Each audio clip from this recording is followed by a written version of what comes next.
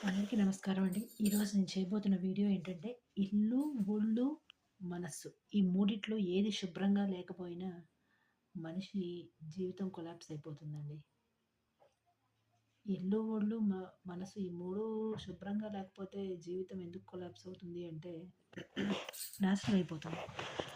ఇల్లు శుభ్రంగా లేదనుకోండి, చికాకుగా అనిపిస్తుంది. అలాగే ఒళ్ళు శుభ్రంగా లేదనుకోండి, అదే ఒళ్ళు అంటే పైన కనిపించే శరీరం కాదు, లోపల ఉండే ఆర్గాన్స్ కూడా శుభ్రంగా ఉంటేనే మనం మనశ్శాంతిగా బ్రతకగలము.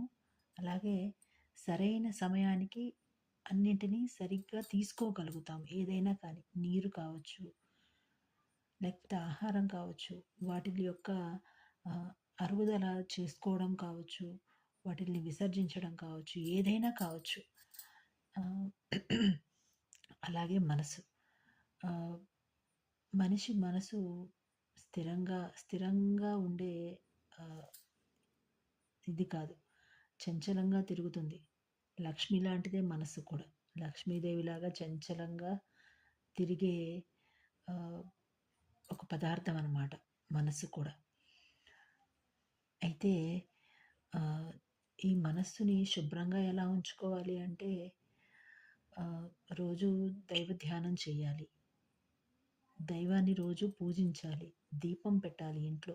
ప్రతిరోజు ఇంట్లో దీపం ఉండాలి.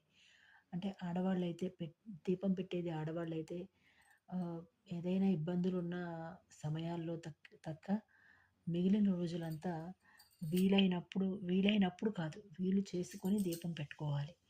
అలాగే ఆహ్, దైవ ధ్యానం చేయాలి. దైవానికి కొంత సమయాన్ని కేటాయించాలి.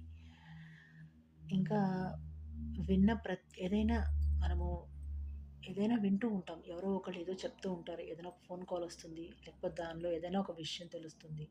అది మనకి సంబంధించిందో, లేక మన జీవితానికి సంబంధించిందో అయితే కొంతవరకు మనసులో పెట్టుకొని అంటే ఏదైనా కష్టం కలిగించేదైతేనో, లేకపోతే ఇంకేదైనా అయితేనో మనసులో ఉంచుకొని బాధపడుతూ ఉండడమో, లేదంటే ఆహ్, దాన్ని వదిలేయకుండా ఆహ్, మనసులో ఉంచుకొని ఇబ్బంది పడుతూ ఉండడమో లాంటి పనులు చేయకూడదు.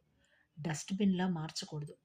ఇల్లు ఎలా అయితే డస్ట్‌బిన్‌లా ఉంచకూడదో ఆహ్, అలా ఉంచుకుంటే చికాకుగా ఉంటుంది. బాడీలో కూడా అంతే. వ్యర్థ పదార్థాలని ఉంచుకోకూడదు. ఎప్పటికప్పుడు ఫ్లష్ ఔట్ చేసేయాలి. అలాగే మనసు ఆలోచించే శక్తి ఉంది కాబట్టి అది మన దగ్గర ఉంచుకోదగిందా? లేనిదా? అని తెలుసుకొని త్రో ఇట్ ఔట్. అలా త్రో చేయకపోతే మన మనస్సు, మన